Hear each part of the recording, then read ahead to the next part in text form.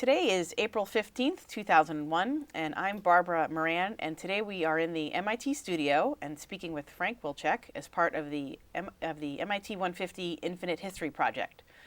Dr. Wilczek, considered one of the world's most eminent theoretical physicists, is the Herman Feshbach Professor of Physics at MIT.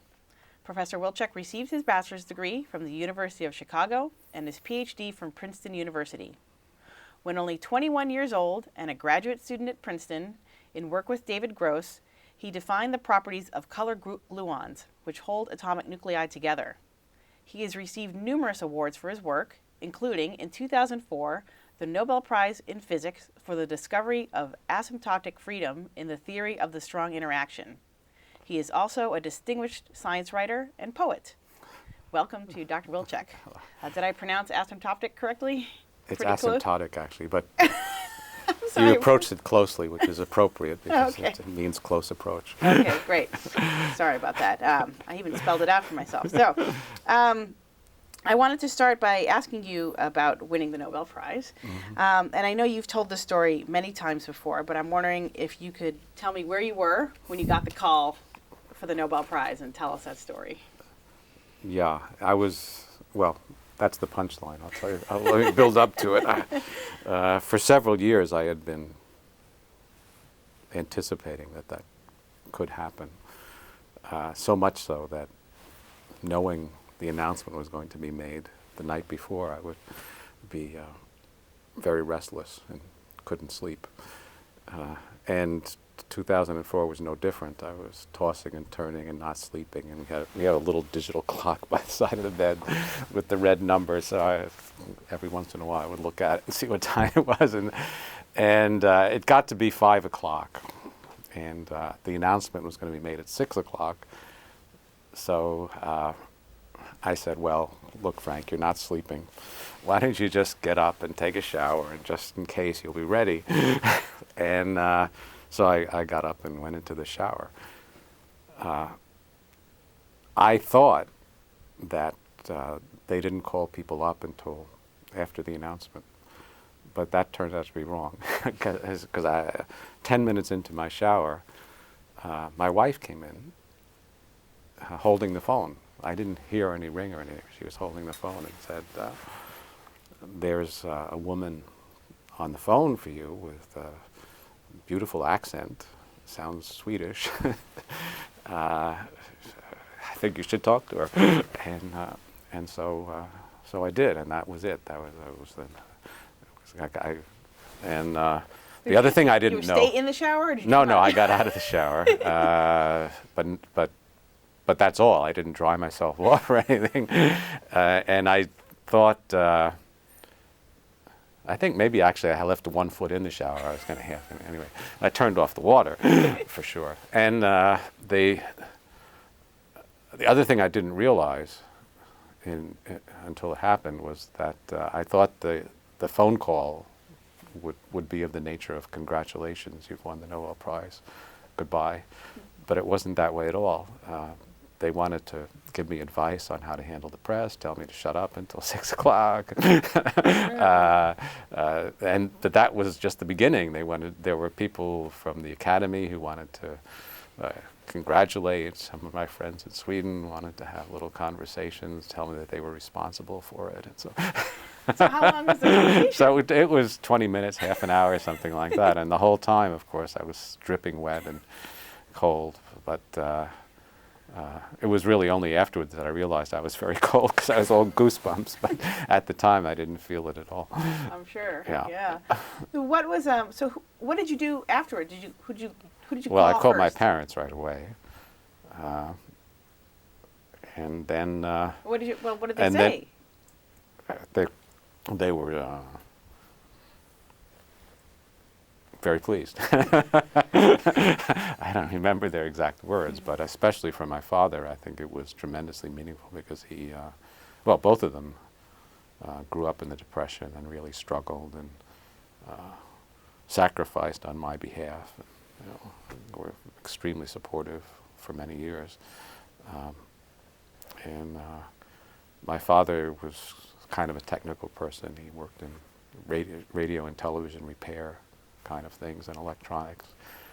And so to him, it was especially meaningful because if he was science, this was, kind of the pinnacle of being. I mean, if he had, learned that I somehow made $1 billion or something, that wouldn't carry nearly the weight of winning this prize. That's wonderful. Yes. That's nice. So, okay, so after you call your parents, which is good. That was the answer I wanted. Call your mother. Then what do you do? What do you do when you win the Nobel Prize? Well, just go to work? no, you get you get ready for the press, and because I mean, at 6 o'clock the announcement was going to come, and I knew that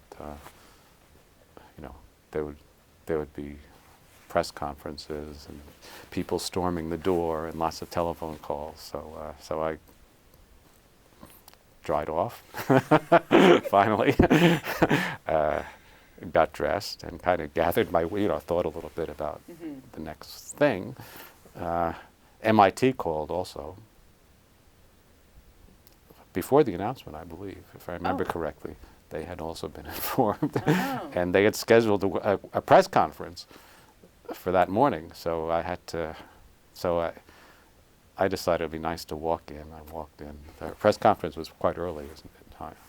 So that was the first concrete thing. But in between, a guy from AP, a photographer from AP, arrived about 6:15. He happened to be in the neighborhood, lived in the neighborhood, based in the neighborhood, and so we had to host this photographer. Couldn't really tell him not to come. And the phone just rang continuously, starting immediately from all over the world. So we just, after a few, took it off. yeah, there's just no way to deal with it. Yes. What was the? Do you remember what was your primary emotion at the time? Was it just you just ecstatic, or was it relief? Or it was relief, really. It was relief, yeah. And why? Why? Because you'd mentioned, I've heard you mention before that you had been thinking the call might come for several years, and why? Right. Why was that on your mind? Well, I'd done very great work, and several people had told me that they had nominated me, and they weren't doing me any favors, really, telling me this, but got and that speculating on. Trying to be nice, saying how much I deserved it. So it just built up a lot of yeah, I can imagine. tension. It's like being pregnant for 5 years or something, right? That's very funny. So I noticed that. Can you explain to a non-physicist the work for which you won the Nobel Prize? And I mean, do you have a... Well, there are different levels of explanation, Yes. but I can first tell you sort of in quasi-historical terms. There are 4 basic forces of nature: gravity and electromagnetism, and then 2 forces that were only really discovered in the 20th century because their effects in most accessible circumstances are only on subatomic scales. And these are called the strong and weak force. They're very unappealing names, but we had to name them something. And one is strong. The strong force is much more powerful. It's the strongest force in nature.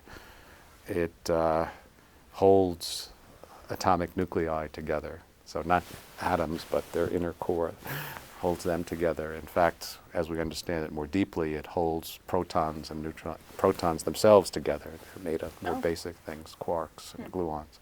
Anyway, that wasn't known at the time that I did my work. What we did, David Gross and I, was figure out what the equations of the strong force are and how to demonstrate that those are the right equations experimentally. It's not so easy when you're looking at forces there, really.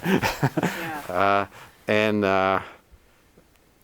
that's had all kinds of consequences for physics. For instance, knowing how those forces work allows you to talk sensibly about what happened in the very early universe, where things were really squeezed together.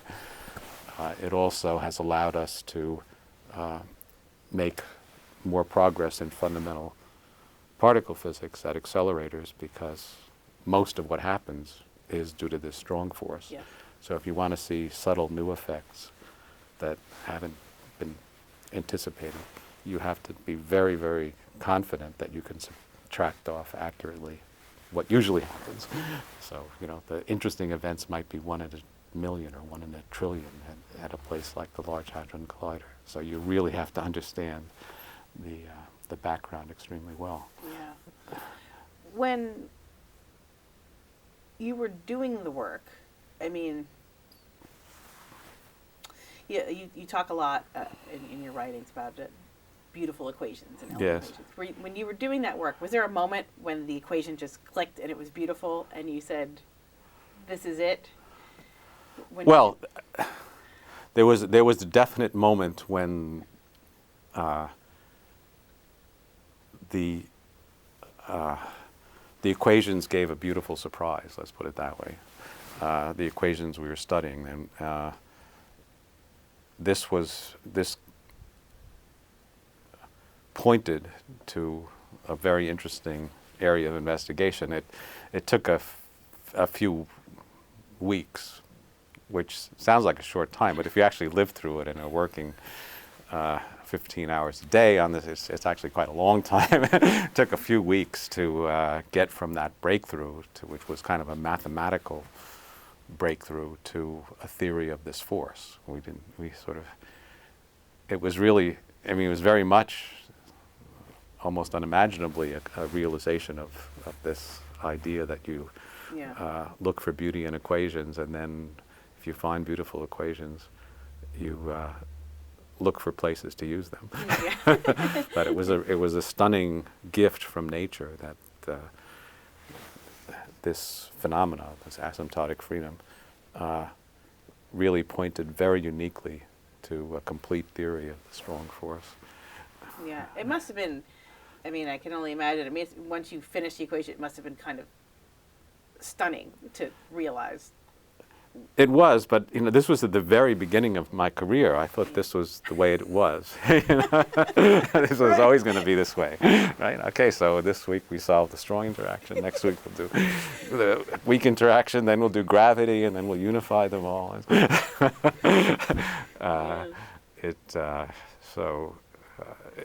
Well, I wouldn't say it's been a letdown ever since, but it was not. I didn't realize how rare and extraordinary it was to make that kind of progress. That's very interesting. Yeah. Did you know, at what point did you begin to think that work was Nobel worthy? Was it at that point? Right away, yeah. Well, with a big if, or a big but, I should say. The experimental evidence at first was very thin, and in fact, some of it was contradictory. So, you know, if we really had supplied the equations for the strong force, that definitely was huge, and but nature gets her say, gets really the last word, and it wasn't clear for quite a while actually that these equations were actually the right ones. And is that because the experiments didn't exist? Like you didn't have the... Right, they didn't penetrate to high... We could only really draw out the consequences of these equations in a convincing way for behavior at high energy, where high means really high, higher than was then accessible. So although in principle the theory describes everything about the strong interaction, how nuclei work and so forth, in practice we can only solve it accurately and make numerical, quantitative comparisons with experiments at high energy. So it had to rely on more powerful accelerators, also getting experimentalists to organize their data in a certain way so that we could really compare the predictions of our equations to the reality. Now you already alluded to this a little bit, but in your several talks you gave around winning the Nobel Prize, you thanked Mother Nature. Yes. Is that you're thanking Mother Nature for just creating this world for you to explore, or for creating these beautiful equations and giving them to you somehow? Both. But it's a wonderful world, but even on top of that miracle, the fact that finding this one phenomena opened up the whole subject, and really, people had been struggling with this strong interaction for decades of intense labor by many, many smart people. And then it turned out, just by focusing on this one fact and trying to make it consistent with everything else and have beautiful equations for it, we solved the problem in a few weeks. Right. Yeah. That didn't have to be that way. It's usually not that way. People struggle and get more or less approximate theories for this or that. There are only a handful of incidents like that in the whole history of physics. I think that. So that was very lucky. And then, but also, it's even more than that. It was a gift. These equations had consequences that I certainly didn't anticipate at first. I mentioned that the predictions are clearest and the behavior is simplest at high energies. That, as I mentioned, opens up new vistas in accelerator physics, because you can calculate things, and in the early universe, because you can calculate. If you have a speculation, you can actually calculate what it implies, which you couldn't do before. But also, the particular equations that govern the strong force turn out to be deeply similar, although of course different, but they have a kind of family resemblance to the equations for electromagnetism and for the weak force. So it's allowed us to think about unifying all these forces, and gravity too, for that matter. And so that, people have always dreamed of unified field theories, but now it's real. Yeah. I want to get more to that in the end, and about how you're going to figure out how to get gravity in there. Just about after winning the prize, did it change your research or change your life in any way? Did it allow you to? What does it do for you, for your career and your life? Well, it opens a lot of doors, and it's also kind of overwhelming. It's overwhelming if you let it be, which I did. How so? Well, there are many opportunities to talk to the public, to write books. Publishers are very interested. All of a sudden, instead of you approaching them, they approach you, and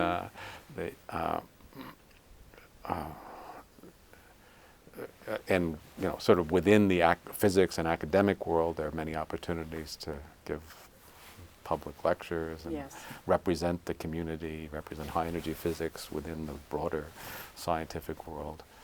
And so I've taken that pretty seriously. So I've kind of been an ambassador. You could pretty much leave your work and just go become a representative of physics. Right. And I sort of did that for a couple of years. I didn't completely leave my work, but it really was pretty consuming. I wrote a book in that time and kept up some level of research, but I built up, I was thinking, and I built up a backlog of ideas, but as to writing them up, that just didn't happen. And that I'm still sort of gradually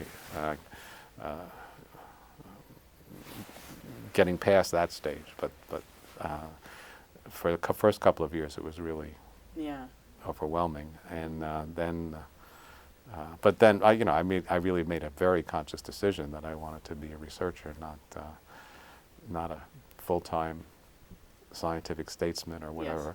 Yes. And so I've really cut back. That means saying no to a lot of things, right? Right. And that's like cool stuff too. A lot of it is very cool. That's right, exactly. So it's not easy. Are there really any downsides to winning the Nobel Prize? Well, that's it. That's it. Yeah, I would say you have to really make choices and say no to people you like sometimes and things like this. One other Nobel Prize winner once said that if you win the Nobel Prize, people think you're an expert on everything. and they're always asking him like. That's also yeah. Medical Well, questions. they think that briefly. Then you open your mouth. Anyway, I've tried also to be careful about not. Yeah, I imagine it's a big responsibility because a Nobel Prize winner says anything, and it's taken maybe more seriously than it should be. Although, on the other hand, if I look around, I mean, the people who make pronouncements and decisions for our country and civilization are not necessarily qualified either. Yes. Yes. Who elected, I don't know, Tom Friedman or these guys. Sure. They're just, they're, I don't, Huh. Has there been, I mean, just along that note, I mean, that's a really interesting, I mean, has it allowed you, given you a certain cachet or power or something like that, to push a cause or promote something, you know what I mean? You know what I mean? That not only well, it might have if I had really worked at it. It's not automatic. Yeah. At least in my experience. Yes. You have to work at it. Yeah. Because there are lots of people grabbing the microphone and Yeah. Huh. That's interesting. So I wanted to talk to you a little bit about your upbringing. Mm-hmm. I have read a bit about it, but I wanted to just ask you in person. And, I think it's also interesting when someone wins a Nobel Prize, people want to know, like, well, what did their parents do? How would I raise a child that wins a Nobel Prize? So we want to look at sort of the secrets of your childhood that led to the Nobel Prize. But can you just tell me a little bit about, where you grew up, what your upbringing was like, Right. your parents? Yes. So I'm a third generation, I guess. How you count? Yeah. my grandparents emigrated from Europe, all of them.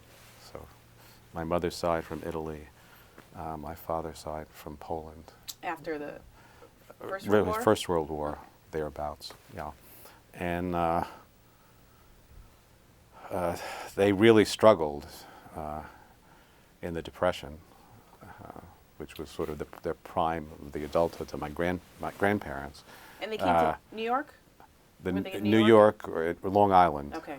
So some of it was just barely in New York and some barely outside. Mm-hmm.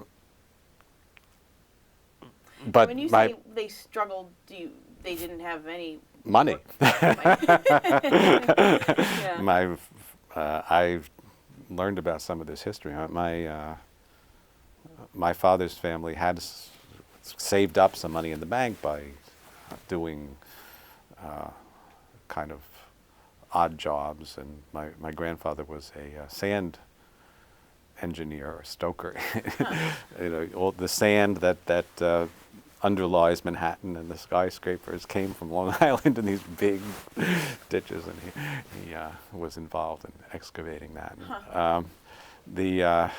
And my grandmother had been a school teacher in Poland, but of course wasn't licensed here, and just did housekeeping, things like this. And on my mother's side, my grandfather was a mason, and so they didn't.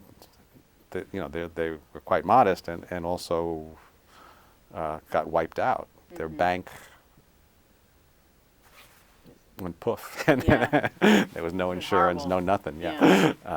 So it was really tough going, and my father quit high school to help the family work, but kept up, his education in night school, and got and eventually.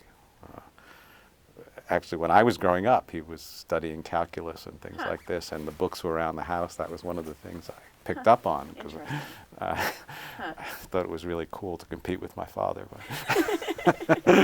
by learning calculus. So they were very, because of this experience in part, I think, they were very concerned that I do, get a secure living. And also, the time I grew up was sort of the Cold War, and competition and science was extremely. It was also the atom bomb was a relatively recent memory for. So science had enormous prestige, and not only among my parents, but also with the other kids and my teachers. I went to excellent public schools in New York.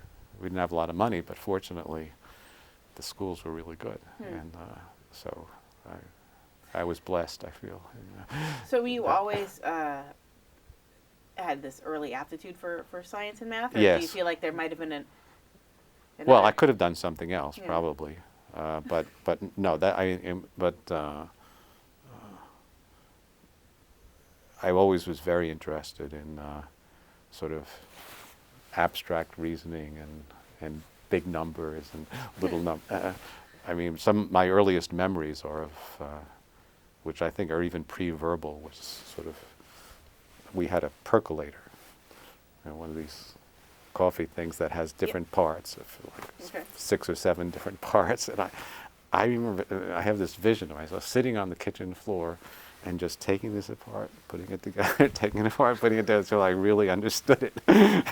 So, and this, since it was really pre-verbal, I probably was less than 1 year old. That's what I remember. And then I kept little notebooks. I invented ways of making big numbers, I remember. Which What was does sort that of, mean, invented ways of making big numbers? well, you multiply, so you should start with 2, and then you multiply 2 by itself twice, and then you multiply that by itself the number of times that you had before, and things like, so it was kind of that kind of way of doing it. So it was the idea of iterating things to make, really huge. I loved that idea. I memorized the powers of 2 to very high orders.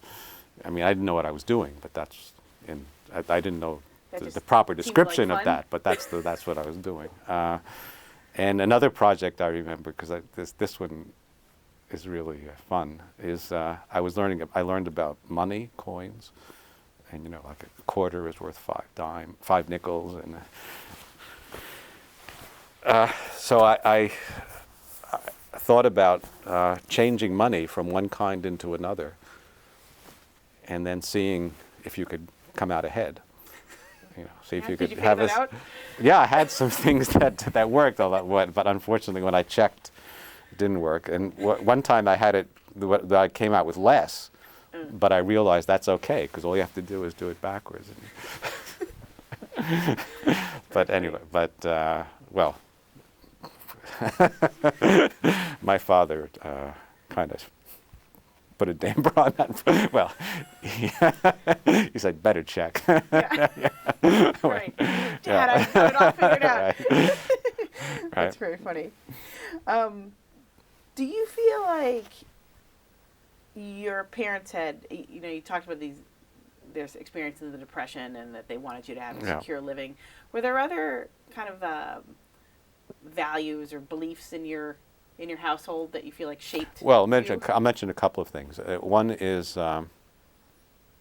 my parents did a very smart thing. I mean, very unusual and smart thing. That is that I think really changed my life or molded it. Once a week, they took me to a toy store. There was a toy store not far away. And I could pick out something, not Once too a week? expensive. Yeah, but I mean, it was actually I could pick out something, and then several weeks later I'd save up. I sort of had an allowance, so I could pick it. So that really was, I think, a big deal for me, because I had to think about which things I wanted and how much. So how long I'd have to save up to get this, and refrain from getting one thing and get another. But it also was just it was just really stimulating to the imagination to think that at least you could get these things. Right? The other thing is Were there any, just Gro- before we go on, yeah. were there any sort of, is there any toys that stood out in your memory as like Well, the most influential? I liked the toys where you could do things. So there was a kind of one thing I liked that was there was a kind of Cape Canaveral thing with models of the different rockets that they had, and they had stages and little spacemen and things. You could do that. So you're all about taking things apart, putting it back together. At that time I was, yeah. Pattern, yeah. So a lot of the things I got, in fact, were models of model airplanes, model rockets, and things like that. I remember there was a very elaborate battleship I got at one point that took a long time to assemble. Then I also remember there was a kind of truck that was a missile launcher. It had a light you could turn on and off, and yeah, I really liked that too. Okay, that's a good Cold War toy. Right, exactly. Had several different kinds of missiles, but the coolest thing, it had a spotlight that you could project different images with, and a telescope thing, and you could look at. That is cool. Yeah, it was really cool. That's worth saving up for a couple of weeks for, not just for. Well, I had to save up for quite a while for that one. I think maybe a couple of months. Yeah. So you were going to tell me something else, your parents. Well, the other thing is it wasn't actually in terms of time or in terms of my parents really that big a fraction, but it had enormous influence on me. Was I grew up in a Catholic kind of environment. So I went to catechism class once a week. I didn't go to Catholic school, but just this class once a week. And that really also caught my imagination. Just the idea that there was a secret history to the universe, right? That there was more than everyday life. That there were bigger forces in play, bigger pictures, different things that weren't obvious about the world that really were its meaning and deep structure. Now. And maybe order. An order. Order, right. That there's an order out there. Right. Huh. Yeah. So I took that very seriously, although I had once I did take it seriously, and at the same time as learning about science, in my early teenage years, there's something called confirmation, which occurs when you're 12 or 13. And we went on a retreat and got really intense training. And at that point I realized that the stories really didn't agree very well with the science I was learning, and had a crisis after that. Yeah. Did you get confirmed to make your parents I did happy get confirmed. anyway? Oh no, I definitely get confirmed. It was really only a few weeks later that things really came to a head.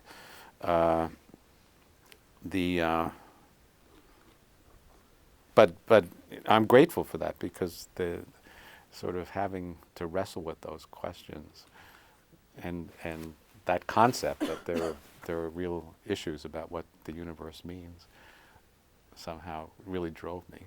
Yeah. Do you have any from your early education? You said you went to really good schools and had a good science education. Were there any early teachers that encouraged you or helped you out? They all did. Yeah. I mean, it was really very fortunate. At that time, you pointed out early on that you really had an aptitude for. Yes. Well, I might get some people in trouble, but at that time they gave IQ tests and so forth. And the teacher told my parents, which they weren't supposed to, and my parents told me, which they weren't supposed to. But anyway, it was So they told you your IQ. Yeah, it was very, very. Are you going to tell us? No. Is it above normal? It's way above normal. Anyway, the point is that all my teachers knew about this. I see. So I didn't realize it entirely at the time, but it's clear to me now that they really were very interested in this kind of boy genius, strange character that they had, and they were kind of forgiving. If he did something that didn't seem to make sense, maybe it was because Oh. he had. Interesting. And so what age wasn't does that because happen? I he mean, was is that sort of, or how, like 10? What are you, 14? When does that all happen? Age 7? At some Well, point you became, aha, here's the, you know. Well, I think it was very early. The test, I think, was in 2nd grade. Ah.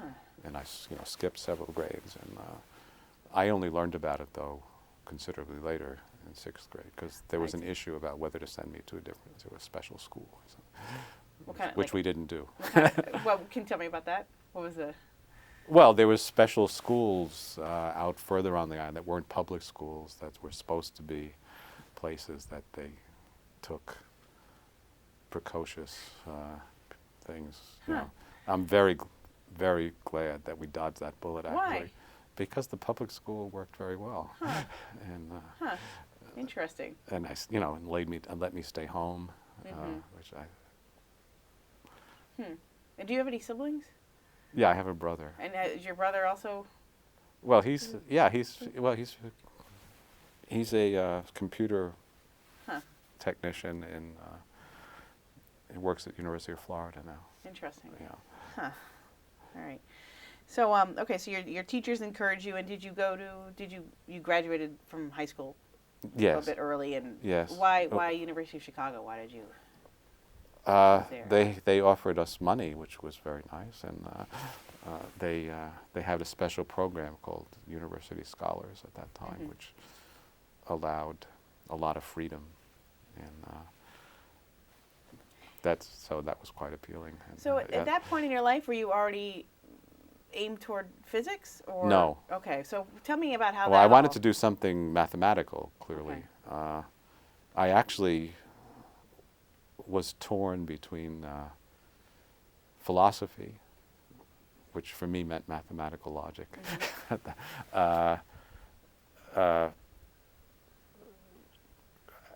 neuroscience, I guess you'd call it anyway, trying to figure out how minds work, and physics. I couldn't decide what I really wanted to do. I mean, all these were appealing, and I went as an undergraduate. I guess I thought probably figuring out how the mind works was the thing I really wanted to do.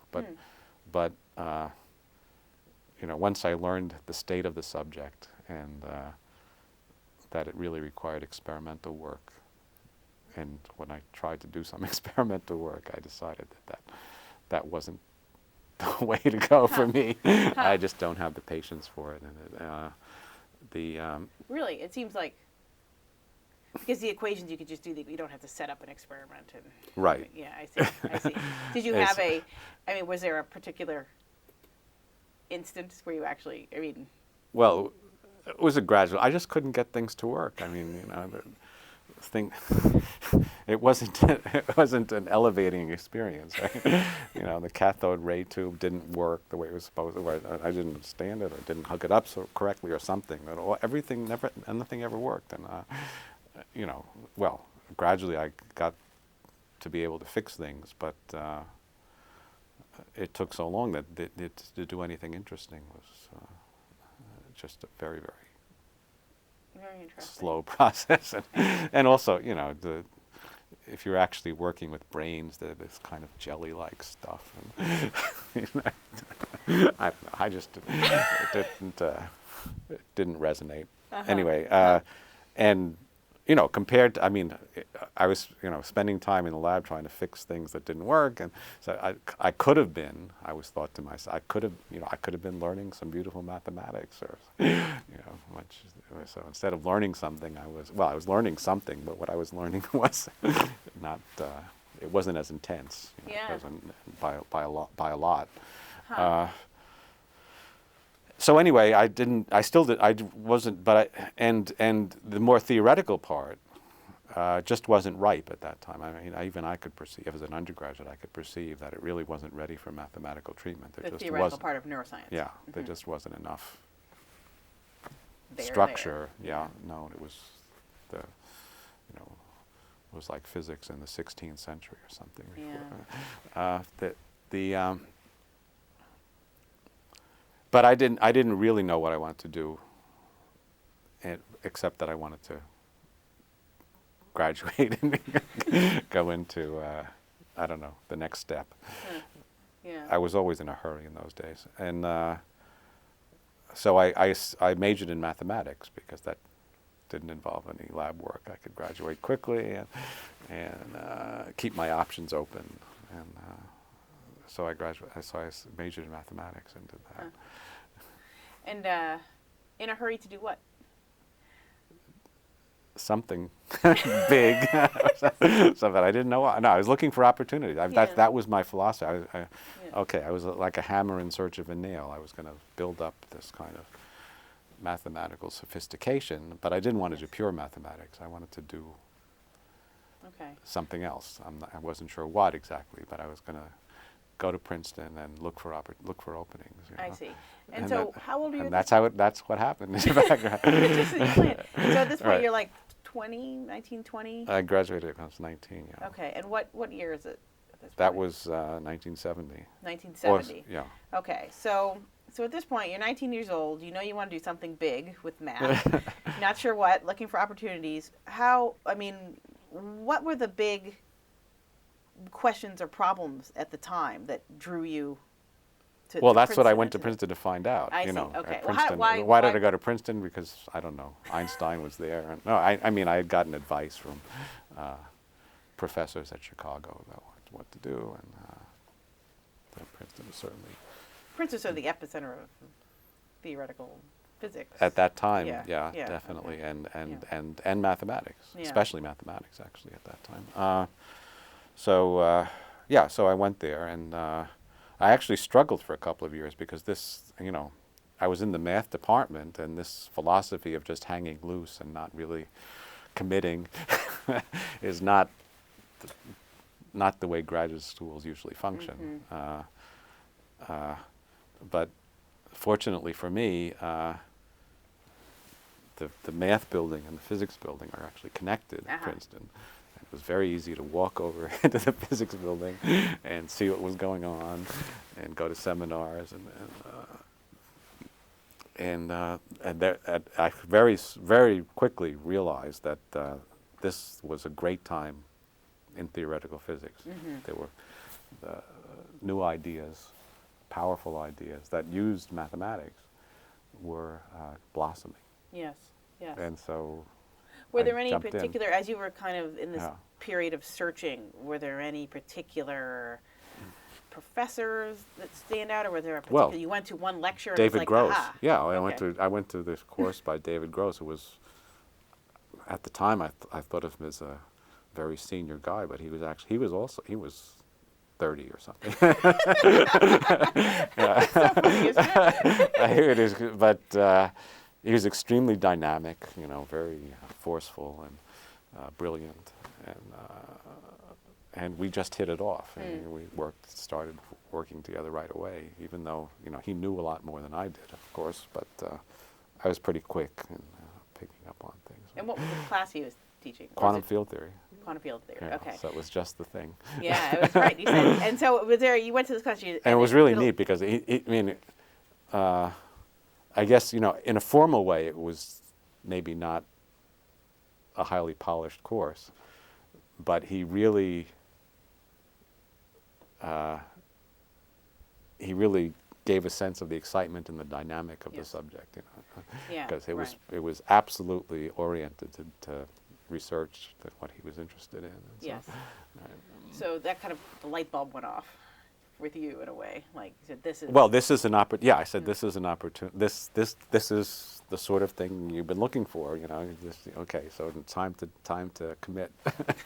so I did. So how does that work? I mean, you said it hit off. I mean, did you just go up to him after class and did you just say, "This is"? Well, not right away. I was a little intimidated, but I worked very hard on the homework. So I did beautiful homework, and then once I done that, and I thought got his attention, then I told him about my situation, and we started talking. And, Huh.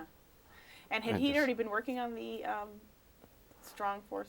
Well, not as equations? such. I see. Yeah. Well, he'd been working on the strong force, but he had built up a lot of the machinery that we subsequently used. Interesting. Yeah. So, in fact, the way I thought about this project at first was not really in terms of trying to solve the strong force. I was trying to solve a much more abstract problem actually about the weak force, whether how did the weak force behave at high energies. But it turns out that in the process of investigating that, we came across this phenomenon of asymptotic freedom, which we realized would be a very good thing to have for the strong force.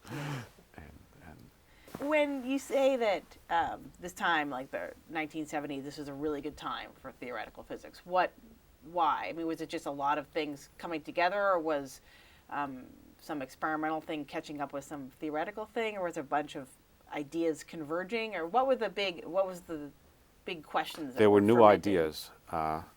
So an analog would be in the period just before the 20s, and then in the early 20s itself, there was a great new idea, quantum mechanics. And that opened up many, many new kinds of investigations and understanding the nature of solids and understanding fundamentals of chemistry and many, many things. In the late 60s and early 70s, there were new ideas that go by the names of gauge theory on the one hand and renormalization group on the other hand, that in retrospect were extremely powerful. And what we did was basically put those together and crack the nut of the strong interaction. But you know, these were just great mathematical ideas.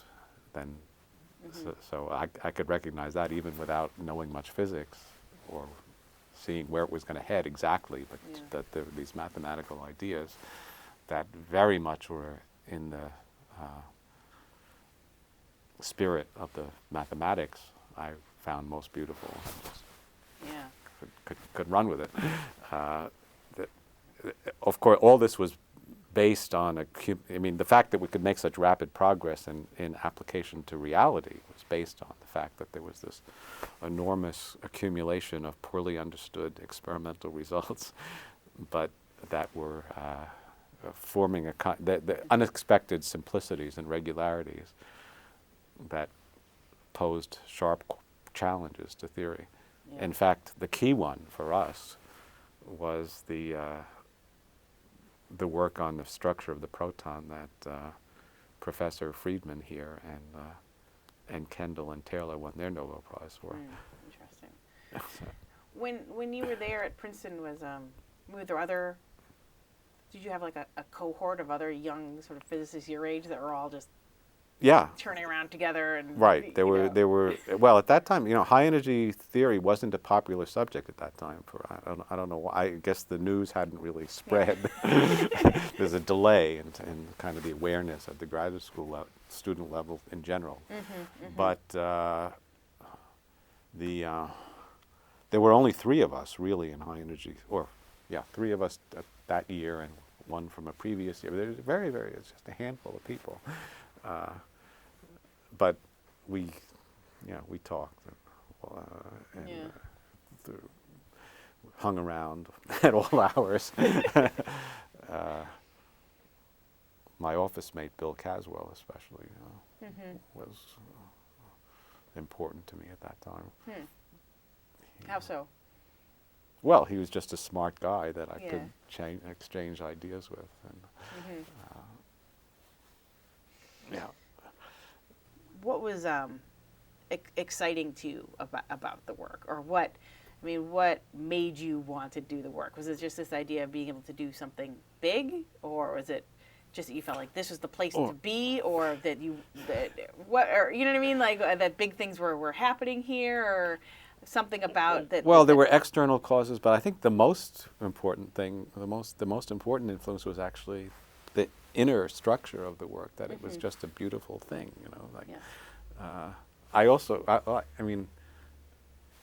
I like doing, for instance, crossword puzzles, especially these cryptic crossword puzzles. And I also, just all kinds of puzzles, elaborate Sudoku puzzles or programming things. I just like solving problems, and this this was doing that, but I didn't have to feel so guilty about wasting time because, this was a recognized socially valuable activity somehow.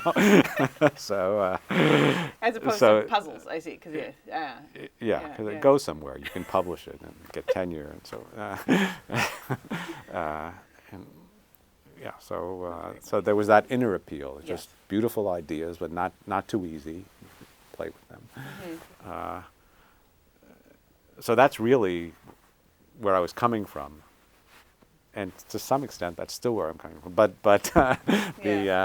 later the kind of possibilities that these discoveries opened up for applications to the early universe, to what happens in other extreme conditions, they really caught my imagination, and I worked out that those made new puzzles, and you can, applying the equations, unification is probably the nicest puzzle of all. And it really is almost literally like a puzzle because we have this scattered knowledge and you have to try to put it together. Right, and I imagine if you push one piece in, that sort of push, Well, that's when you know something is not working. Yes. But actually, I think there's a way to do it that things actually do fit together.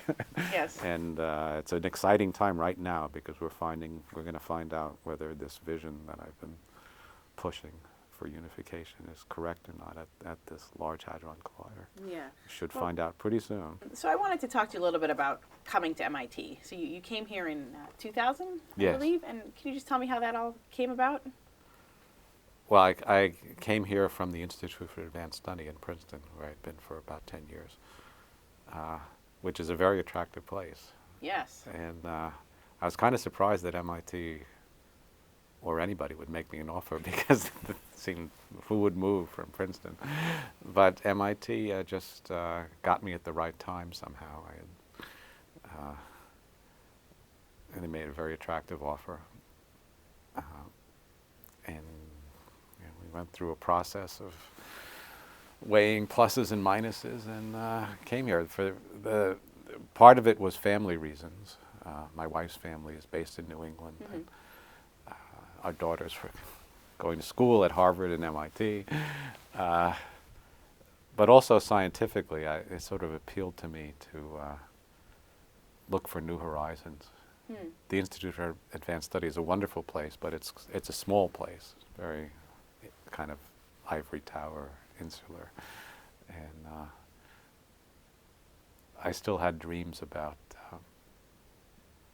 understanding how the mind works or doing something more exploratory, and I thought that would be more feasible. So I think you're saying that the Institute for Advanced Study is maybe like cloistered?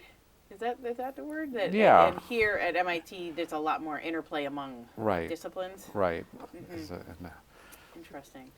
And was bringing you here part of a larger plan to bolster their theoretical physics? I mean, were you? Well, yeah, that was part of the idea, was that it was going to be an opportunity to mold things somewhat. Mm-hmm. And, yes. Yeah, well, that's a nice opportunity, I would think. Nice feeling. Yeah, although I mostly work in very small groups. And was this your first coming here? Was that your first experience with MIT? You hadn't done any previous work here? Not really, no. And have you been struck by any differences of MIT with other places that you've been? Yeah, it's very different. It's sort of where it's very intense, very dynamic in terms of people doing things. Lots of students and a kind of engineering attitude in many ways of getting to the practice, getting things underway as opposed to dreaming. I have a tendency to kind of dream and play. So is that something you like about MIT, or that's not a good fit with I don't like it, but it's good for me, I'm sure. That's interesting. Yeah. Is there like a specific, when you think about MIT or describing MIT, is there a specific example or anecdote or something in your mind that sort of captures what is MIT to you? Or, I mean, what? Well, I should be prepared for questions like that, but I'm not. I mean, but I just, well, I mean, for instance, I really like the whimsicality sometimes of the pranks and the Stata Center, and now these installations all over campus. I just like it that people can do real things, and yet also have imagination. So I think this kind of disciplined imagination is really extremely appealing. And what is it about the Stata Center? Because I'm just saying, because you're not the first person who has said that to me. There's something deeply appealing to a lot of mathematicians and scientists about the Stata Center, and I'm just wondering what it is. well, it shows that buildings can be different somehow, and it's just interesting to look at. You feel never exhausted. You look from different angles and different perspectives, and that's interesting. I mean, it's kind of like an analogy of your work. Yeah. You know? And our CTP, our Center for Theoretical Physics, since it's been renovated, is also kind of a work of art. It's a big open space with the solid mosaics on the floor. Yeah. It's kind of like an art gallery, and it's really a terrific place. Just while we're on this, you mentioned in your first book, I believe it's your first book, about the harmonies that you've been reading, this interesting connection between music and physics, and you're just talking about art and your work, and I mean I do see that in a lot of mathematicians and physicists. There's some kind of connection between the two. Can you just talk a little bit about that within you? Or well, for me, it's not so much a technical connection. I mean, it's possible to study the physics of music, but I don't.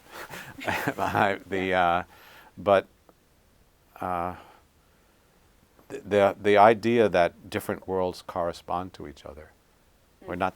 It's not even an idea, just the reality that different worlds correspond to each other. It's like when you're playing the piano, which is what I do mostly musically. You're looking at these black marks on paper.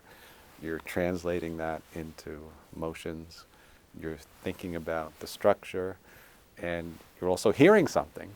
And all these things are sort of an integrated whole, and yet they belong to completely different domains, really. Yes. And that's the sort of thing also in physics that's so magic. You have, on the one hand, you have equations, right, and the concepts they represent.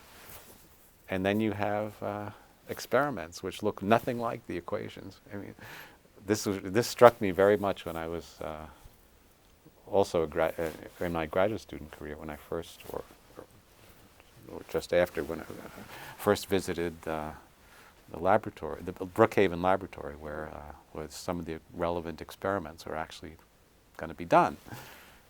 And I'd squiggle things on paper, little calculations and things. And then there was this gigantic machine where they're going to collide particles and detectors and people crawling all over it to do this. And it just hit me that, that their activity is somehow the same activity as writing equations, and that's how the world works. It was like almost a religious experience to think that there's this harmony between different worlds. Yes. That, well, that's good. I mean, it was a good experience and not a disappointing experience. It was a wonderful experience. Okay. No, it's like Plato's cave, where you suddenly realize that you're seeing a projection of something. The ideas correspond to a deeper reality. Yeah, right? yeah. So, you play the piano often? Oh, practically every day. Every day. Does it help you with your work, do you think? Or is it a separate thing than your work? Is it a relief from your work or a part of your work? Well, it's it's more a relief than a part, I would say. I can't say that I've derived any concrete ideas from of technical use from playing the piano, but it's a mood elevator, and also but it also it also I often, in the middle of a calculation, I'll just wander down and play the piano for a while if I'm stuck, or just tired, or just looking for something. And it doesn't break the chain so much that I can't, after playing for a half an hour or something, go right back to the calculation refreshed. So it really works that way. Interesting. Right. Because somehow the same areas of the brain are still churning away when in these different kinds of activities. Very interesting. Whereas if I and the same thing if I take a walk, that's fine. I can keep thinking. But if I have to go pay the bills or do something like that, then it's hopeless. Then you can't really pick up where you left off. It's interesting. And when did you Right. just sort of discover that about the piano? I mean, is that something you've been doing since you were 20, or is that something? No, piano. I used to play the accordion when I was a kid, and I still have the accordion because we couldn't have a piano in our little apartment with neighbors all over the place. So I played the accordion, and in a certain, well, although I haven't practiced for many years, when I was playing the accordion, I probably reached a higher level than I've ever reached with the piano. Wow. I think. I wish I'd known that. I would have made you bring it in. Have you ever done any? Have you done any recent performances? No. No, I would have to do a lot of A lot of. renovation, so to speak. But I took up the piano only as an adult when I was 30 or so. Interesting. And so it's been a lot of fun. I mean, and really classical music has been one of the joys of my adult life, because I didn't do it when I was younger. I was in a rock band, and I played the keyboards and accordion and drums, all these things, but not. Wow. So you could have had, not any really complicated music. Interesting. Why are you in a rock band? Why not? Well, everybody was, right? Because you wanted to play music, or because you thought it'd be cool and help you get girls, or that. Did it work? Yeah. Not so much. Maybe it's. So when you play the piano, it's classical music mostly, or yeah. Well, I'll play whatever is on the whatever rack, somebody left on the sheet. Yeah. So, because for mostly classical, and mostly sight reading until recently. Just the last couple of years, I've decided that I should memorize things. So I've learned quite a few things by heart now. That's interesting. I always wanted, this is along these lines, but I was just wondering if you could tell me what a typical working day is like for you, or how do you work? Do you work at night or during the day? Do you work for a half hour, then play the piano? It's very unstructured, I'm blessed in that I have, I can work anytime, and I do. I mean, You mean that you mean you can? When you say you can, you mean your job allows you to, or your constitution allows you to? Well, both. So I don't have to have any elaborate equipment, or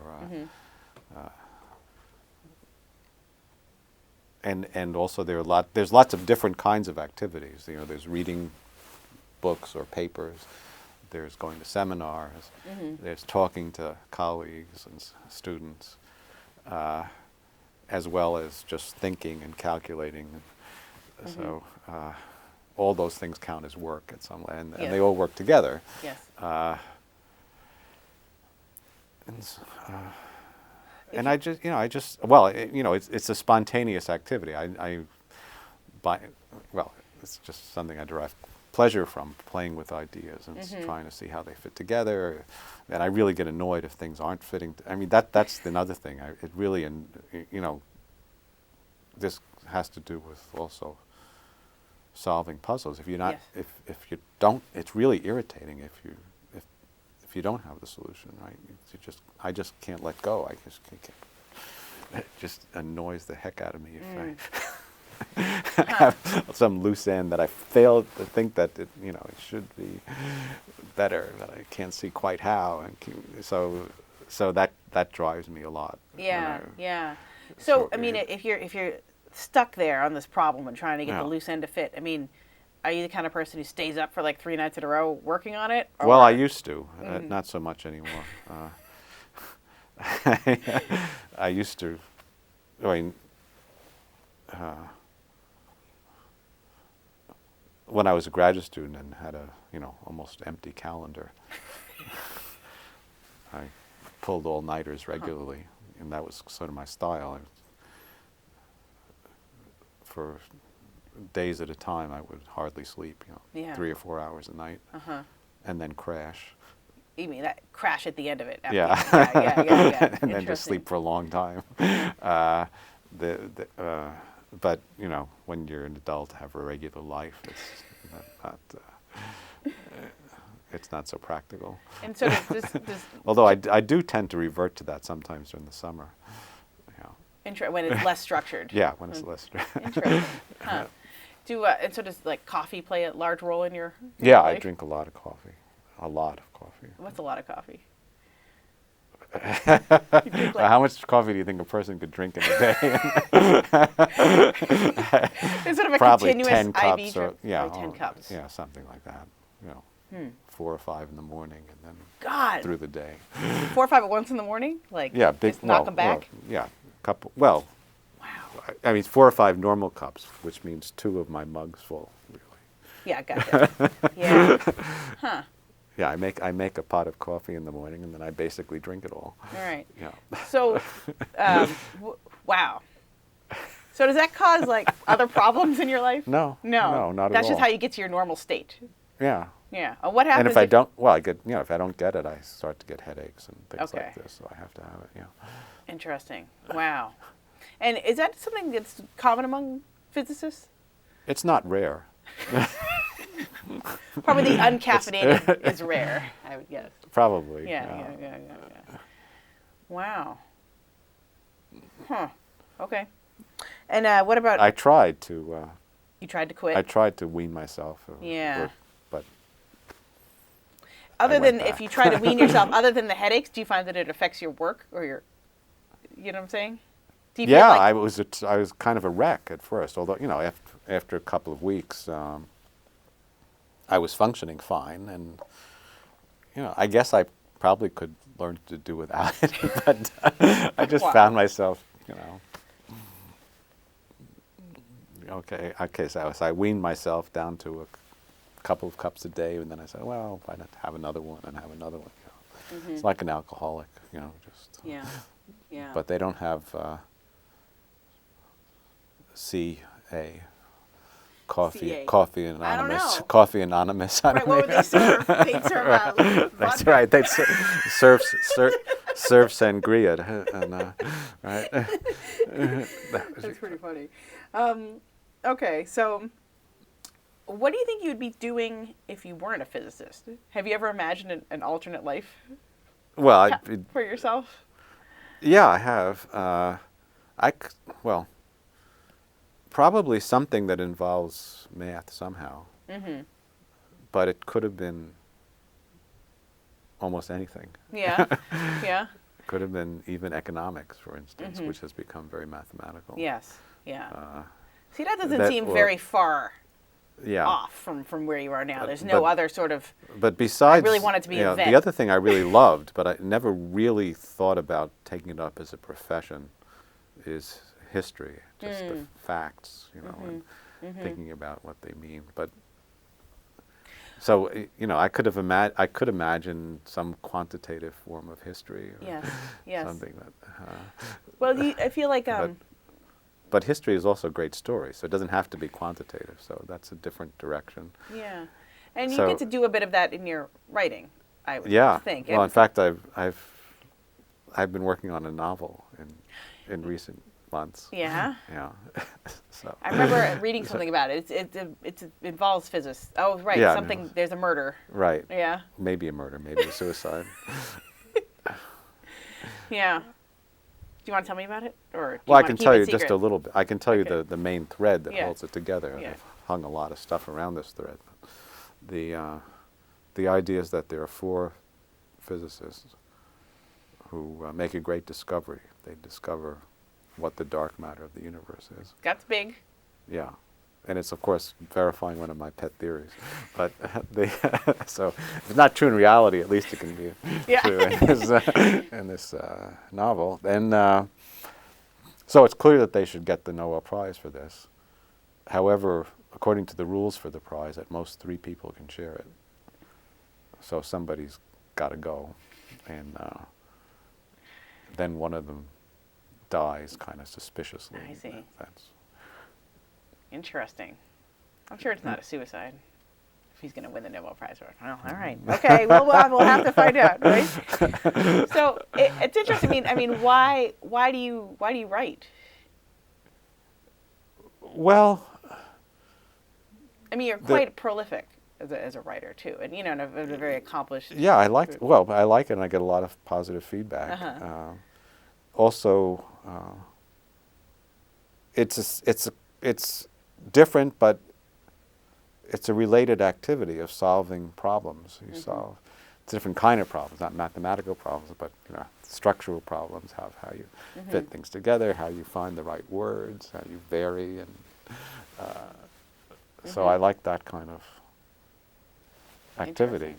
It's a different, but also it allows one to loosen up, and explore ideas in a more creative way, maybe. Or well, maybe not creative. yeah. I'm not sure Relaxed? creative is the right word, but yeah, somehow looser. There aren't as many rules. In fact, the rules can be. Yeah, broken. there's not. I mean, it doesn't scream back at you that you're wrong. If your equations don't agree with the experiment, or if they are internally inconsistent, then you get this immediate feedback. You're wrong, and that's in fact mostly what happens in theoretical physics. If you're trying to do exploratory, speculative work, most ideas don't pan out. But in writing, well, sometimes structures don't work and so, but it's never so unambiguous that you're wrong. So you're allowed to continue and just. It's a different kind of thing. It's very different. And I mean, the other thing that's different, just at a technical level, is in science you want to write concisely and unambiguously, and it's kind of very disciplined, very constrained. In a way, it's much more straightforward to write this, although not many people do it well. But the writing fiction or writing for the public is quite different. It's almost the opposite. Yes. You want to be expansive, and in fiction you don't want to be clear and unambiguous. Right, boring. Yeah. Right. Right. So it looks like you're using all parts of your brain in all your different pursuits. Well, that's one of my aspirations. Is there are these books about 1,000 places you need to visit before you die or something. I want to do everything. Yeah. Visit all those have places different in your brain. experiences. Yes. So I wonder if you could just tell me a little bit about what the big questions are today in physics that you're grappling with. Right. And talk a little bit about the standard model and what's going on there. Okay, What's so the big picture So there? the standard model is this remarkable synthesis of the theories of the forces that was achieved mainly in a period around the 1970s. That at the time, I certainly thought, and I think everybody involved probably thought, was going to be a very provisional structure that we would modify, and it's kind of parts of it are kind of ramshackle actually, but it's turned out to be just uncannily accurate and powerful, and even though experimenters would surely win Nobel Prizes for finding deviations from the standard models. They work very hard to do it. It's only been proved more and more accurate as time goes on. So it's pretty economical, extremely powerful. Even parts of it are very beautiful. Yes. It's In interesting. fact, You're like, wow, we got it right. Yeah, we got it right. But however, so it's close to nature's last word. It really describes an enormous range of phenomena, pretty economically, and nice equations Yeah. that you can't change, very hard to change Yes. in a consistent way. But it's not as beautiful as it should be, given that status. Yes. It has lots of moving parts, and it's kind of lopsided. So it's kind of begging to be embedded in some framework where all the parts make sense. As I like to Lopsided say, meaning some parts are better figured out well, than other parts? it's like the analogy I like to use is we have dodecahedron is a perfect solid. It has 12 sides, all pentagons that come together in a regular way. I suppose if some evil spirit took some of the parts away and unfolded it. Well, if you knew about perfect solids, you would know that if they were pentagons and they came together, 3 on a side, and even if you only saw part of it, you might be able to reconstruct that it was meant to be a Yes. dodecahedron. It's just some evil spirit has wiped away parts of it, or hidden parts. And it's like that. The standard model has a lot of symmetry, but it has parts that it looks like something is missing. Right? And if you fill it in the right way, then it makes more sense. The different parts are lopsided in just the way they need to be to fit into a larger symmetrical structure. Interesting. So that's the vision of unification. Yes. And actually, if you build on it, if you try to implement that idea, a lot of things work beautifully. Actually, it really does fit into a compact structure, and we know how to hide the pieces, so to speak. We know how that could happen. But to really make it work in detail and quantitatively, this is what I discovered. You need extra particles of a certain kind. Yes. This is called low energy supersymmetry. Yeah. So it kind of doubles the number of particles in the world in a very symmetrical way. And that's something that's going to be tested now. That's what we've been waiting for a long time now. Because those ideas kind of gelled in the early 80s. Yes. And just, we haven't had the experimental power until now to really see. And so now, I mean, I always got the impression that there's just a lot of people like you just waiting for the LHC to be built. Well, yeah, I mean, I've had to find other things to do, but this particular work really has just been sitting there. Yeah. Well, a lot of people are trying to extend it, but it gets gets more and more speculative because you're building castles in the air, and you can build in different directions, and most one of them is right. Yes.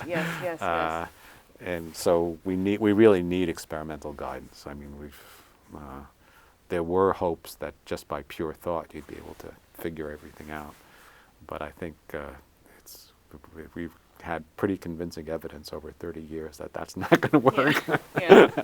And we really need some more guidance from experiment to progress. And so that's one thing. And another, in the same spirit, but really quite distinct, is that within our theory of the strong interaction, which is called QCD, or quantum chromodynamics, there's also kind of something that doesn't look right. There's a possibility that the theory allows for effects that break the symmetry between the forward direction of time and the backward direction of time that don't appear to be realized in nature. So there's this possibility that the theory would allow. It doesn't have to have it, but would allow. And I find that, and all my colleagues find it extremely annoying that there's this possibility that why doesn't nature use it? So there's a theory of why it doesn't. That is called, and leads to the existence of another new kind of particle called axions. And they are very interesting, not yet discovered, but could very well be the dark matter of the universe. And so that's another Wow. big idea that's out there. I think that I'm It's hoping interesting. for. It seems, and I could be wrong about this too, but it seems to me like maybe 30 years ago that particle physics and cosmology were quite distant and didn't Yes. interact with each other very Right. much. Right. And now they seem to be converging to some Yes. extent. Right. Is there a reason why that's happening? Well, the big reason is that fundamental physics came of age. Yes. With asymptotic freedom had a big part to Yeah. do with this. Yeah. That we learned how matter behaves in very extreme conditions. Yes. Yes. And so it became feasible to think sensibly about the very early universe. Yeah. So that's what really changed. And then the other thing that's happened is that some very good ideas arose, especially the idea of inflation that Professor Guth here came up with. That's turned out to be extremely fruitful. So good things came out of this opening. And on the experimental side, the technology has really broken through. That Yeah, people okay. have been able to take advantage of new techniques for observing very subtle effects. It's called the microwave background radiation. It gives a really, really rich portal into the early universe. You Yeah. can sort of see the early universe and what its structure was like. And this is a relatively recent development. And now, Wow. so and it's turned out that the early universe seems to have been pretty simple. That is, the first guesses about what it might have been turn out to be pretty near to the truth. It's interesting. I mean, it seems like a lot of the solutions end up being simple, or I mean, Yeah. I mean, not to me, but simple. You know what I mean? Elegant or beautiful in that way. I mean, do you think if there's any, I don't know what the word is, but if unification comes, do you expect it to be another elegant? It is That's gonna- elegant, yeah. You know. Well, yeah, we have. I mean, we have candidate. We have Yeah. a candidate theory Yes. for it that is extreme. Yeah. It's better than the standard model. So it's really nice. It has other loose ends, Yes. but definitely would be a huge step forward. What would happen if, And axions too, even better because in a Yeah. sense because they're more uniquely defined theory. what would happen if, 5 years from now, you or someone else, it was all proven and done, and your theory proved true, and Right. and the loose And- ends were and you tied up, Yeah. and then you're like, oh. Oh, Do you no, have the basic answer is nothing would happen. I mean, well, first of all, I don't think it's a realistic possibility. okay. But because there are just There's too too many much. There's too much unknown. Yeah. There's too many loose ends that don't look to be close to being tied up. okay. There are some things that look very ripe, but there are many things that don't look ripe at all.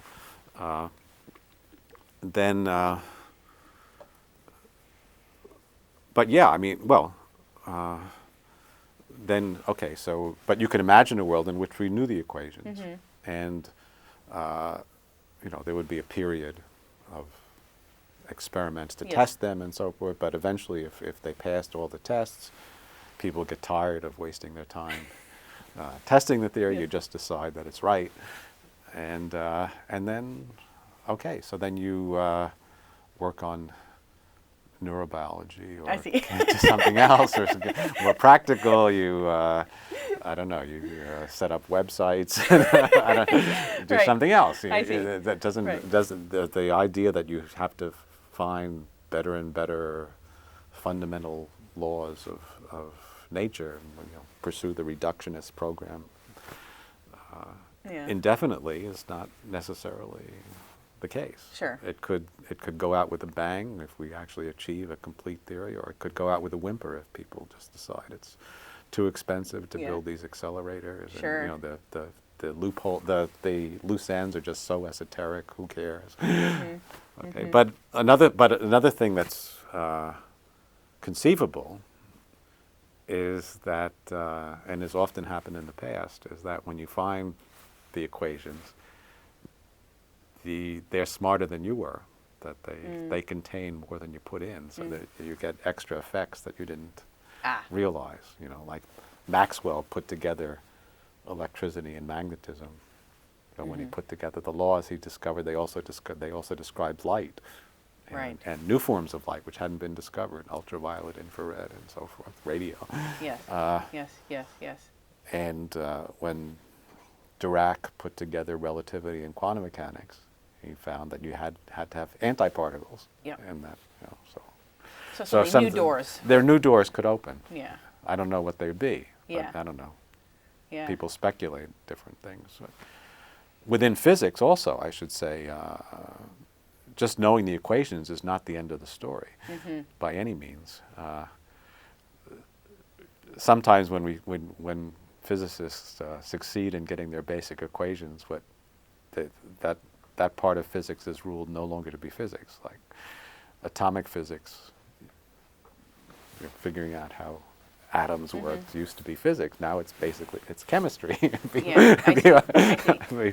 It's called chemistry. Yeah. Other parts of physics, Newtonian mechanics used to be the frontier of physics. Now it's engineering. Yes. So we might call it something else, but it would be coming from physics.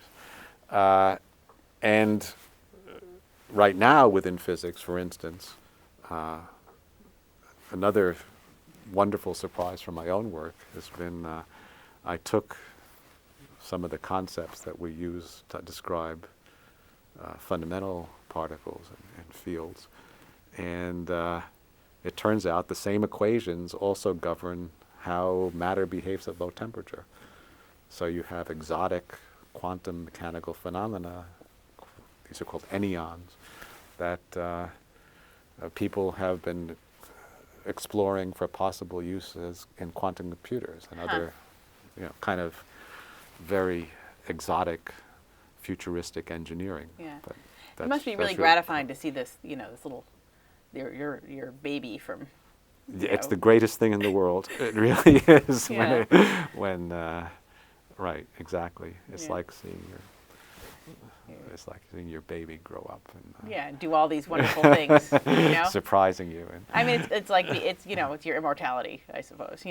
That's to be able to have that. I mean, an influence so far beyond your personal self. It's really nice. Yeah. Yeah. You have two daughters. Yes. They both went into science. Was that? Yes, with a broad definition. Did you encourage them to go into science, or did you let them? I didn't discourage. Yeah. So I mean, and they could see the science that I really admired science and participate. I think that had some influence. Yes. And, they were embedded in that environment. Yes. But they haven't gone into physics. It's quite different what they're doing. But I was going to support them no matter what they did. Well, if they decided to become beachcombers or Republicans, I might have raised an eyebrow. But I was happy to do with almost anything. But certainly, I'm very, very pleased with what they've actually chosen to do. My older daughter is professor of biology. Nice. And my younger daughter, who went to MIT and the Sloan School, is doing kind of technological business. Interesting. Bringing high-tech business ideas into high-tech ideas into practice. Oh, that's great. Yeah. And so your daughter was at MIT when you were at Princeton, and then you came here. Right. Oh, that's just interesting. 1 year. She was 1 year in. Oh, that's nice. Right. And she said, "Oh God, I thought I got away, and now they're yeah, coming I think after me."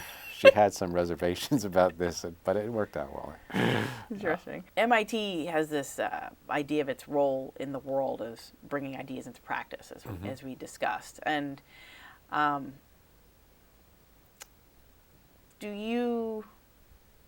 how does your work fit into that? I mean, I'm just wondering if people here are looking at your work for ways to make it practical. You talked a little bit about this, but not really. I mean, not in any 5 or 10 year horizon, I would say, which is usually what people are interested in. Yeah, or sure. Invest money or Yep. The closest thing is these anyons. I would say that could be important in the long run for new forms of computing or electronics. Yes. And well, through that kind of thing, I've gotten interested in behavior of matter at low temperatures and things like this that might someday lead to something practical, maybe. Yeah. But that's not what I think about. And MIT has certainly not in any way pressured me to try to think on a shorter term horizon. By the way, before leaving the subject of my daughters, I think it's appropriate to mention that my younger daughter has met and married another MIT student who was also an undergraduate at MIT and went to the Sloan School as well, and is also kind of in bringing technology into practice. Yeah. That's great. It's quite an accomplished family. I'm very gratified. Actually, yeah. Did you do similar things with them that your parents did with you? Did you used to take them to the toy store once a week?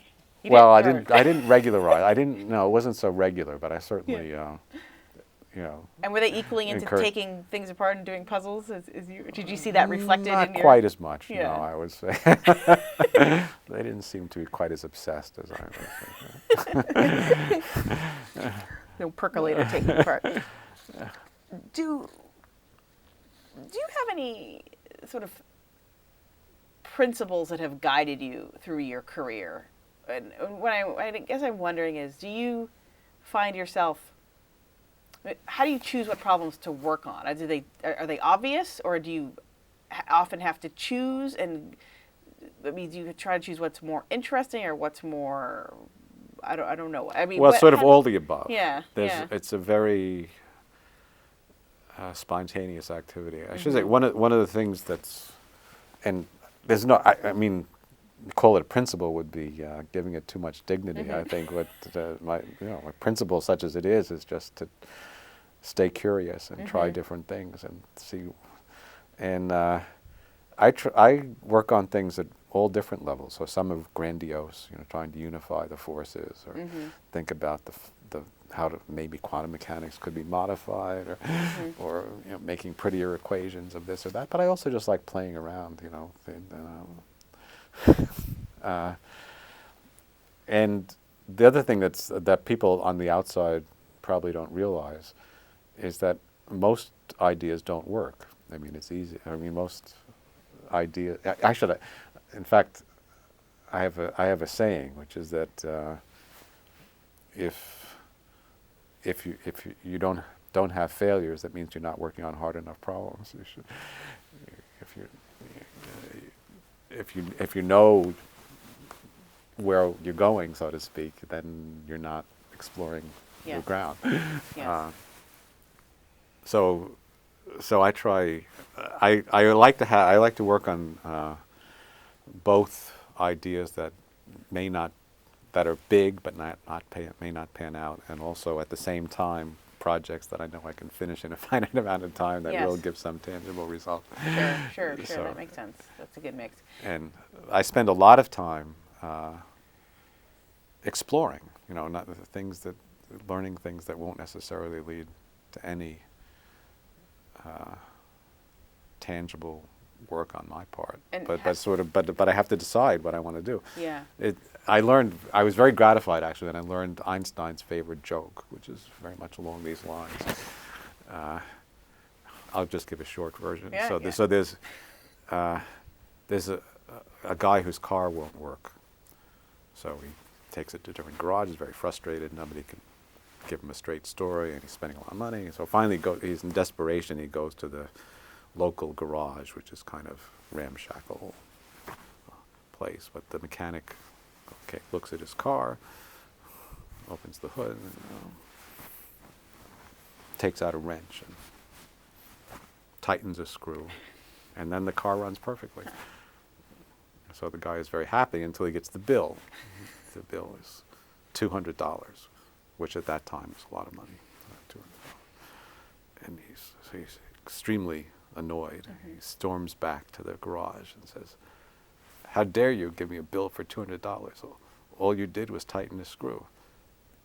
I want an itemized account of why it should cost $200. So the guy pulls out his pad and he writes down, labor, tightening screw, $2. Knowing which screw to tighten, $198. So I like that. Yes. Well, it's interesting. I mean, how do you go about sort of staying curious and engaging yourself in these different areas? I don't have a problem with that. My problem, if anything, is I mean, how do you actually physically converging? do it? I mean, like, what do you try to? Well, go to different go talks? to go to talks. I read books, talk to people. Yeah. All those things. Yeah. So it's just and sort of in recent years,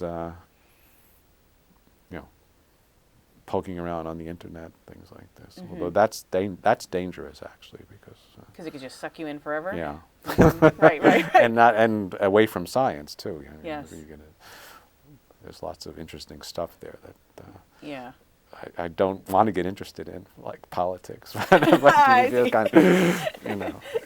once you're exposed to it, it's hard to get pulled. Yeah, sure, right. Yeah, I believe your wife is kind of the active politically, ish. She does a lot of work. Well, I don't know how much I should talk about it, but she does a lot of work maintaining the standards of Wikipedia, for instance. That's she does a lot of editing and that's very interesting. Making sure the articles are accurate and conform to the standards and so forth. That's very interesting. I think that's important work. Yeah, right. It's good there's somebody doing it. You wonder about Wikipedia. And some of it has a political component, but it's not. It's political not in a advocacy sense, but just in terms of keeping things honest. But she also does scientific things.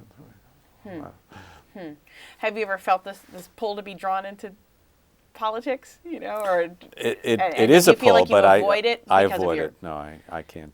It's not appropriate, or just not, or just it'll draw you away from your work, or both, or why do you avoid it?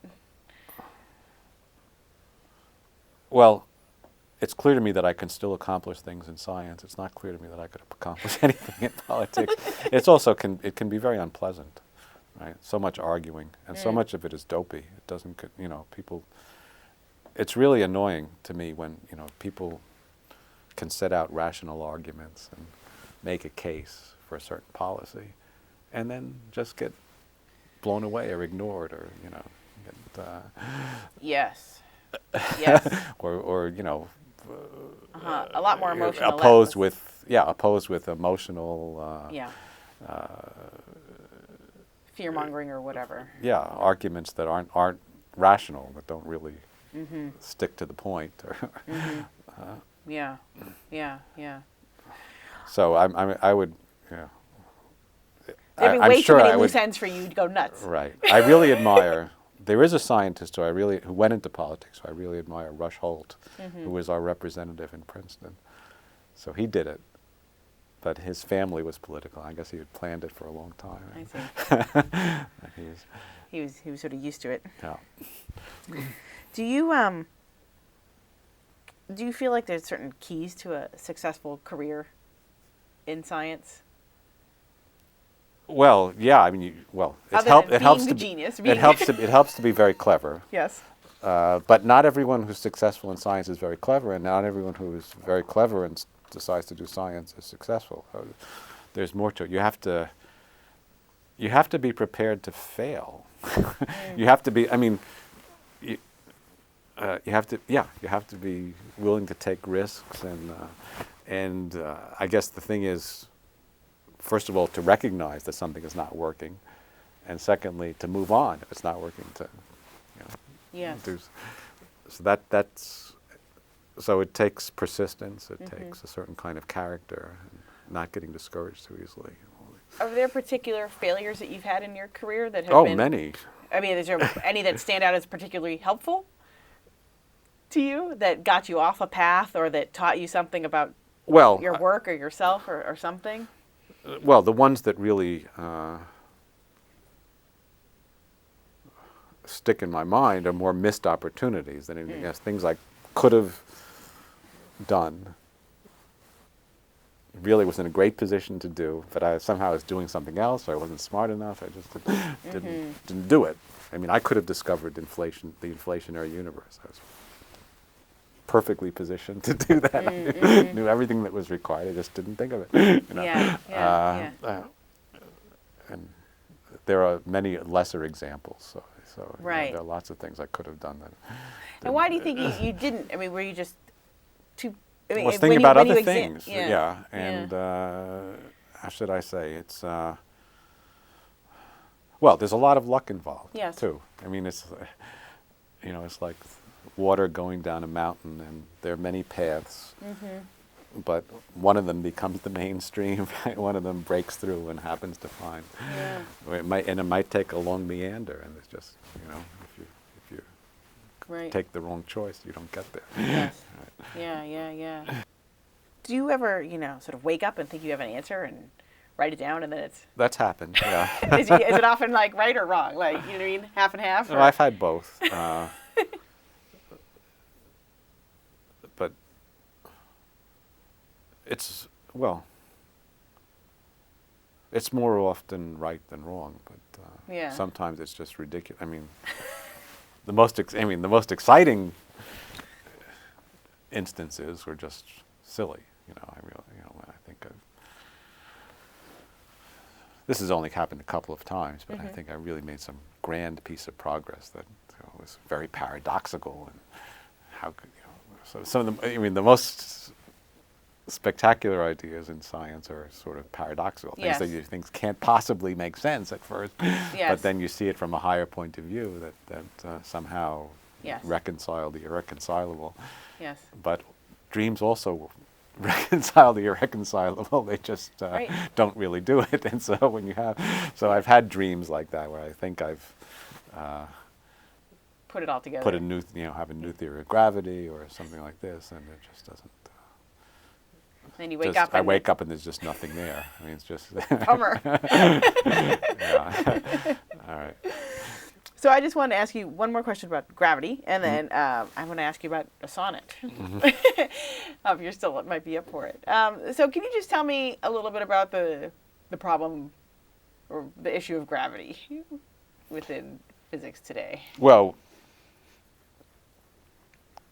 the problem with gravity, there are a couple of problems with gravity. One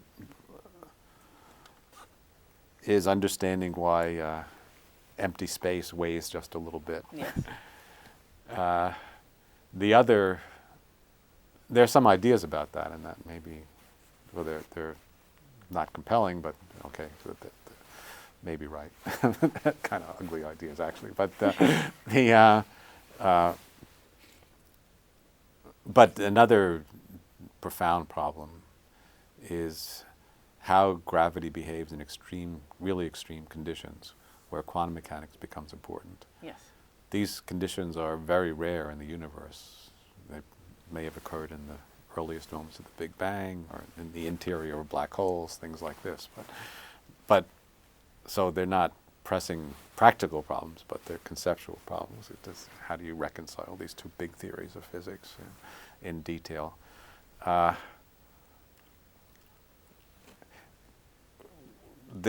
We had an experience like that already with special relativity and quantum mechanics.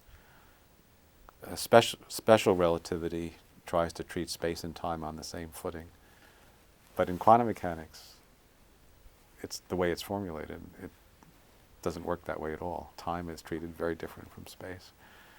And so you have to work very hard in order to make theories that are consistent with both special relativity and quantum mechanics.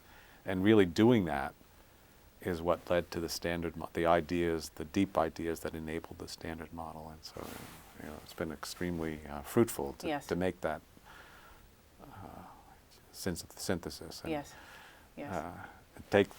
it's not that either one is wrong, but putting them together is very difficult. Yes. And general relativity is even harder because time becomes an even more mixed up with space and less rigid. So there are many different times you could have chosen. Quantum mechanics says you have to use one time and work with it. And then you have to show, okay, you build up this elaborate structure based on time, then, okay, if you chose a different time, different way of defining time, you get a very different structure. You have to show somehow that they define the same world. They don't look like it at all. And no one has succeeded in really doing that. I don't know where it will lead if you do solve it, but so far no one has really solved that. I understand you've written a number of sonnets. Yeah, and why? I mean, what is it? I guess I can see you have this sort of sense of order, and so a sonnet would be appealing to you. It's fun. It's short. Yeah, really that way. And all right. would you? I know you said you had at least one memorized. I think I have it memorized. If you wouldn't mind, and can you tell me what it's about or why you? Yeah, this is a sonnet entitled "Virtual Particles," and it's about virtual particles.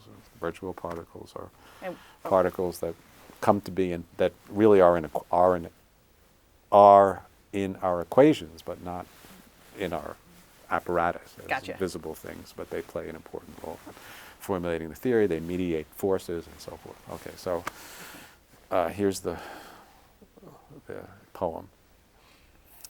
Beware of thinking nothing's there. Remove all you can, despite your care.